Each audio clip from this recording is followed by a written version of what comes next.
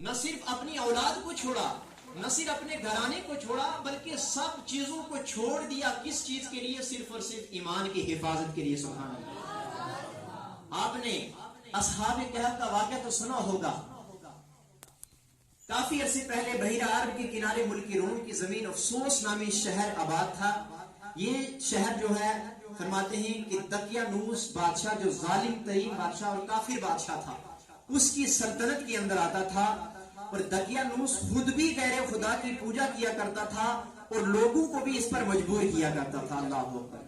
یعنی وہ خود تو کافر تھا ہی، اور اپنی سلطنت کے اندر بسنے والی تمام جیاجون کو، تمام لوگوں کو بھی جو ہے وہ غیر خدا کی پوجا کرنے پر مجبور کیا کرتا تھا.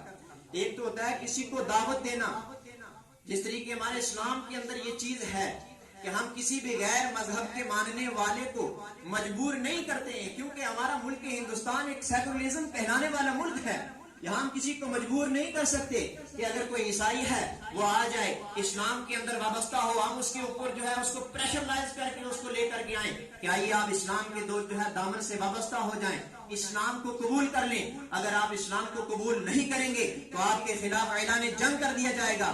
اسی طریقے سے اگر کوئی ہندو ذات کے ساتھ تعلق رکھنے والا ہے، اس کو بھی ہمارے اسلام کے ماننے والے، ہمارے اسلام کے ماننے والا اگر وقت کا کوئی بادشاہ بھی ہو، وہ کبھی کسی کو مجبور نہیں کرتا ہے، کیونکہ یہ ملک ہندوستان، اس کے اندر ہر ذات اور برادری کے ماننے والے لوگ بستے ہیں. یہاں ہندو بھی بستا ہے، یہاں عیسائی بھی بستا ہے، یہاں سکھ کے مذہب کے ماننے والے بھی لوگ بستے ہیں. یہاں الگ الگ جاتیوں کے لوگ اپنے اپنے طور طریقے سے اپنے مذاہب کو مان رہے ہیں. لیکن کبھی کوئی مسلمان کسی کو مجبور نہیں کرتا ہے کہ تم اسلام کے اندر داخل ہو جاؤ، تم اللہ اللہ کہنا شروع ہو جاؤ، لا الہ الا اللہ کہنا شروع ہو جاؤ، آقا علیہ الصلوۃ والسلام کی رسالت کو مانا تسلیم کر لو. نہیں نہیں، بلکہ جب اسلام کی ہم دعوت دیتے ہیں، بڑے پیار و محبت کے ساتھ دعوت دیتے ہیں، ہم انہیں اسلام کی تعلیمات سے روشناس کراتے ہیں کہ ہمارے اسلام کی جو ہے دروس یہ ہیں، ہمارے اسلام کی تعلیمات یہ ہیں، ہمارے اسلام کی مٹھاس یہ ہے، ہمارے اسلام کے اندر یہ چیزیں بتائی جاتی ہیں. اور الحمدللہ اسلام کے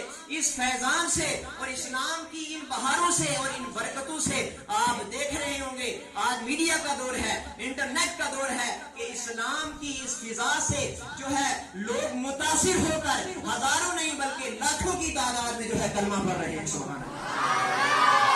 لیکن یہ اس دور کی بات ہے کہ جس دور کے اندر اسلام کے ماننے والوں کی تعداد کم تھی، اسلام کے ماننے والوں کو جو ہے ظلم و تشدد کا نشانہ بنایا جاتا تھا، جو ہے اللہ اور اس کے رسول کا کلمہ جو ہے پڑھنے والے بڑی کم تعداد کے اندر ہوتے تھے. لیکن اللہ ان لوگوں کے اسلام کے ماننے کی وہ توجیہ، وہ انداز کس قدر نرالا تھا کہ وہ اپنا سب کچھ قربان کر سکتے تھے لیکن اپنی ایمان کی حفاظت کرتے تھے. فرمایا کہ اصحاب کہف جو اپنی اسلام کی بقا کے لیے، کیونکہ دقیانوس یہ چاہتا تھا کہ میری سلطنت کے اندر جتنے بھی لوگ بسنے والے ہیں، جس طریقے سے میں غیر خدا کی پوجا کرتا ہوں، میں جس طریقے سے پتھروں کی پوجا کرتا ہوں، میں جس طریقے سے آگ کی پوجا کرتا ہوں، میری جو ہے اس سلطنت کے اندر بسنے والے تمام لوگ بھی جو ہے یہ اسی طریقے سے غیر خدا کی پوجا کریں. لیکن اللہ جس کے دل کے اندر اللہ تبارک و تعالیٰ کی طرف سے وہ روشنی آ گئی ہو، اسلام کی بہار آ گئی ہو، پھر اس دل کے اندر صرف اللہ بستا ہے، پھر پیارے آقا علیہ الصلوۃ والسلام کی ذات پر جو ہے بستی ہے،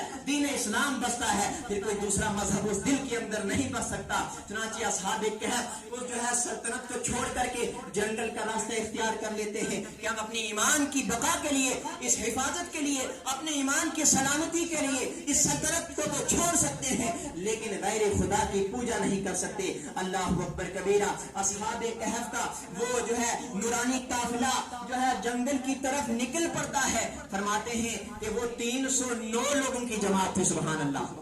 آپ سب کی توجہ ہے، بڑے مختصر جو ہے بہت مختصر وقت ہے لیکن چند ایک باتیں جو ہے آج کے موضوع کے حوالے سے میں آپ کے جو ہے سماعتوں کے حوالے پہنچانے کی کوشش کروں گا. اگر آپ سب کا جو ہے ذہن حاضر ہے تو ایک مرتبہ بلند آواز سے کہیں یا رسول اللہ. سبحان اللہ. اصحاب کہف کا وہ نورانی قافلہ نکل جاتا ہے جنگل کا رخ اختیار کر لیتا ہے. راستے میں ایک چرواہا ملتا ہے, چرواہے کے ساتھ ایک کتا بھی ہوتا ہے. وہ آدمی, وہ شخص بھی, وہ چرواہا بھی, کیونکہ اسلام کی تعلیمات اس کے دل کے اندر ڈر کر گئی تھی, وہ بھی اس بات سے ڈر رہا تھا کہ کہیں دقیانوس کی وہ ظالمیت, اس کی بادشاہت اس کو ہمارے گھر تک نہ پہنچ جائے, ہمیں بھی گویا مجبور نہ کرے کہ تم بھی غیر خدا کی پوجا کرو, تم بھی پتھروں کی پوجا کرو, تم بھی آگ کی پوجا کرو, بلکہ وہ بھی اپنے ایمان کی سلامتی کے لیے, اپنے ایمان کی حفاظت کے لیے جو ہے جنگل کا رخ اختیار کیا ہوتا ہے. اصحاب کہف کے ساتھ جو ہے وہ چرواہا بھی ہو جاتا ہے اور اپنے سفر کو جنگل کی طرف جو ہے لے کر کے چل جاتا ہے. لیکن اتنے میں جب دقیانوس کو یہ خبر ہوتی ہے کہ آپ نے جو اعلان کیا تھا کہ غیر خدا کی پوجا کی جائے, لہٰذا اس ڈر سے اس بات کو کچھ مسلمان, کچھ اللہ اللہ کہنے والے اس بات کو لے کر کے آپ کی سلطنت کو چھوڑ کر کے دور دراز جا کر کے جنگل کے اندر جو ہے اپنا بسیرا کر لیا ہے, فلاں غار کے اندر بس گئے. اللہ اکبر کبیرہ. جب اس ظالم بادشاہ نے یہ سنا کہ ایسا ہے کہ میری جو ہے سلطنت سے ایسا جو لوگ چھوڑ کر کے جنگل کی طرف چلے گئے, اللہ اکبر کبیرہ, وہ بادشاہ آرڈر دیتا ہے, وہ حکم دیتا ہے کہ جایا جائے جس غار کے اندر وہ رہتے ہیں, تمام تر جتنے بھی لوگ اللہ اللہ کہنے والے اس غار کے اندر رہتے ہیں, اس غار کو سیل کر دیا جائے. اللہ اکبر کبیرہ. اس غار کو سیل کر دیا جائے, بند کر دیا جائے. اب بادشاہ کا حکم تھا, بادشاہ کے حکم کی تعمیل کی گئی, مانا گیا, اور تعمیل کرنے کے بعد وہاں جاتے ہیں. اب چونکہ جن لوگوں کو حکم دیا تھا دیوار کو سیل کرنے کے لیے, ان میں ایک اللہ کا ماننے والا پیارے حبیب علیہ الصلوۃ والسلام کا چاہنے والا بھی موجود تھا. سبحان اللہ. وہ جب جاتا ہے, اب بادشاہ کا حکم تھا, ٹھکرا تو نہیں سکتا تھا. اب بادشاہ نے کہا ماننا تو ہے, لیکن جاتے جاتے وہ دیوار کی سیلنگ کرتے کرتے ایک نیک کام کرتے ہیں جو ہے کر کے چلا گیا. اب جتنے بھی تمام تر اصحاب, جتنے بھی صحابہ کرام رضوان اللہ تعالی علیہم اجمعین کی جماعت وہاں موجود تھی, ان تمام کے تمام کا جو ہے نام لکھ کر کے ایک بکسے کے اندر لکھ کر کے اس بکسے کو جو ہے وہ سیلنگ کے اندر جو ہے پیک کر دیتا ہے. سبحان اللہ. یعنی کہ آنے والے وقت کے اندر تاریخ جب کروٹ لے, تاریخ کے اوراق میں نام لکھا جائے تو یہ نام بھی آ جائیں کہ اللہ اکبر کبیرہ, اللہ تبارک و تعالیٰ کے چاہنے والے, ماننے والے, اپنے ایمان کی حفاظت کی وجہ سے اس طریقے سے ظالم بادشاہ کے آرڈر کو نہ مانتے ہوئے, بلکہ اس ڈر سے کہ کہیں ہمارا ایمان ضائع نہ ہو جائے, جو ہے وہ ان تمام کے نام اس طریقے سے لکھ کر کے جو ہے بند کر دیتے ہیں. لیکن اے ایمان والوں, جو اللہ تبارک و تعالیٰ کی راہ میں نکل جاتے ہیں اور اپنے ایمان کی حفاظت کے لیے نکل جاتے ہیں, گویا پھر اللہ تبارک و تعالیٰ بھی کچھ کی ذات بھی کچھ جلوہ دکھا دیتی ہے. اللہ اکبر کبیرہ. اب ایسے عجیب و غریب واقعات ہوئے یا قرآن مقدس قرآن کریم فرقان حمید کے اندر بھی ارشاد گرامی ہوتا ہے, اب ہم حسیبتا ان اصحاب الکہف والرقیم کانوا من آیاتنا عجبا. ترجمہ کنز ایمان, کیا تمہیں معلوم ہوا کہ پہاڑی غار اور جنگل کے کنارے والے وہ ہماری نشانیوں میں سے ایک عجیب نشانی تھی. سبحان اللہ. یعنی اصحاب کہف جتنے بھی 309 لوگوں کی وہ جماعت تھی, پیارے صحابہ کرام رضوان اللہ تعالی علیہم اجمعین, وہ جب اس غار کے اندر جاتے ہیں, مختصر عرض کروں گا کیونکہ یہ واقعہ بہت لمبا ہے.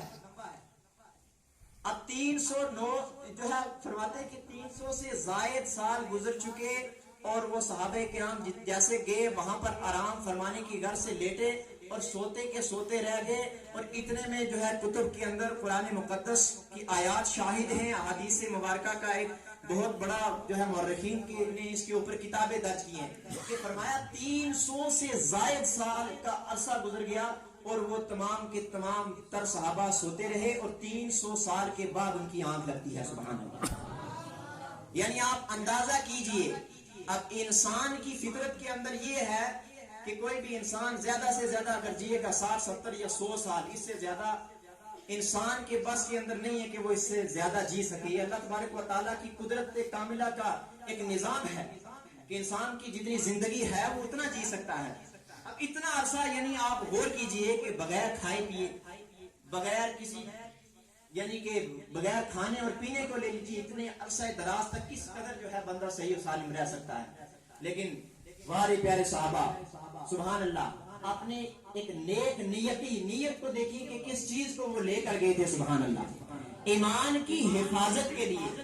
جب ایمان کی حفاظت کے لیے وہ نکل گئے اور ان کے دل کے اندر کوئی دوسری بات نہیں تھی تو اللہ تبارک و تعالیٰ کی ذات کچھ ایسی ہی عجیب و غریب جو ہے چیزیں جو ہے نمودار فرما دیا کرتی ہیں. سبحان اللہ. پیارے اور محترم اسلامی بھائیوں، ہمیں اس واقعے سے کیا پتہ چلا؟